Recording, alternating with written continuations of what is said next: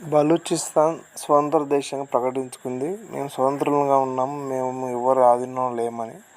అయితే ఆగస్టు 11న స్వతంత్ర దినోత్సవం ఏర్పాటు చేసుకుంటున్నామని, అలాగే స్కూళ్ళు, కాలేజీలు, మార్కెట్లు, రోడ్ల దగ్గర జాతీయ జెండాను ఎగరేయాలని సొంత జాతీయ జెండా ఏర్పాటు చేసుకున్నాము. అలాగే సొంత కరెన్సీని మరియు అయితే బలూచిస్ కరెన్సీ పేరు బలూచి పలాస్ అని కూడా మేము పెట్టుకోవడం జరిగింది.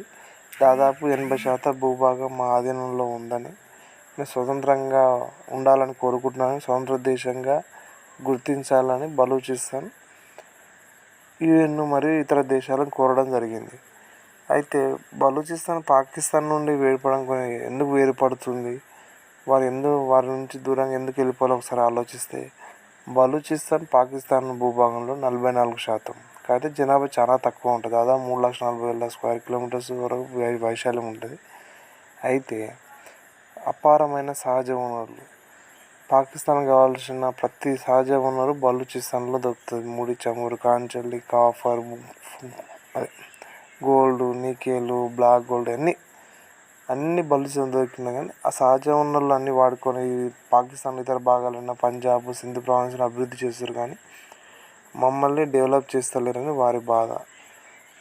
దశాబ్దాలుగా మమ్మల్ని అణగదొక్కుతున్నారని, అలాగే పాకిస్తాన్లో మేము స్వతంత్రులుగా ఉన్న పాకిస్తాన్లో మమ్మల్ని బలవంతంగా విలీనం చేశారని వారు భావిస్తున్నారు. అందుకే మేము విడిపోవాలని బలూచిస్తాన్ ప్రజలు కోరుకున్నారు. అయితే ఆగస్టు 11నే ఎందుకు మరి చేసుకోవాలని అనుకుంటే, బ్రిటిష్ ఇండియాలో బలూచిస్తాన్ ఒక పార్ట్గా ఉండేది. అయితే అప్పుడు కళా సంస్థానం బలూచిస్తాన్లో పెద్దది. అయితే కళా కింద 3 చిన్న సామంత రాజ్యాలు ఉండేవి. అందులో ఏంటంటే కరాన్ ఒకటి, లాస్ బేస్ ఒకటి, మక్రాన్. అయితే పార్టీషన్ టైంలో కళా సంస్థానం స్వతంత్రంగా ఉండాలని కోరుకుంది. అయితే కరాన్, లాస్ బేస్, మక్రాన్ మాత్రం పాకిస్తాన్ తోటి అగ్రిమెంట్ చేసుకుని అందులో కలిసిపోయింది. అయితే కళాతు ఒంటరిగా మిగిలిపోయింది. అయితే మహమ్మద్ అలీ జిన్నా ప్రెజర్ చేసి సైనిక చర్య ద్వారా పాకిస్తాన్లో విలీనం చేసుకోవడం జరిగింది. అయితే పాకిస్తాన్ ఇండిపెండెన్స్ డే ఎప్పుడంటే ఆగస్టు 14. అంతకుముందు 3 రోజుల ముందే ఆగస్టు 11న కళాతు స్వతంత్రం ప్రకటించుకొని సపరేట్ పార్లమెంటు, సపరేట్ రాజ్యాంగం అన్నీ ఏర్పాటు చేసుకున్నది. అయితే దాదాపు 227 రోజులు సొంత పాలన కూడా నడుపుకున్న కళాతు.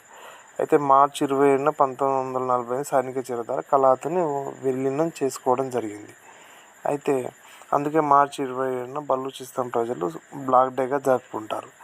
అయితే ఈ సైనిక చర్యను వ్యతిరేకించి కళాత్ ఖాన్ యొక్క తమ్ముడు ప్రిన్స్ కరీం మొదటిసారి తిరుగుబాటు చేశారు. కొద్దిమంది సాయుధులైన వారిని తీసుకొని ఆఫ్ఘన్ సరిహద్దుల నుండి పాకిస్తాన్ దేశంపైన పోరాడు.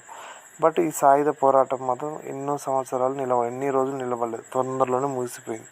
అంటే అప్పుడున్న సామాజిక పరిస్థితులు బట్టి ఏదో కొన్ని సందర్భాల్లో ముగిసిపోవడం జరిగింది.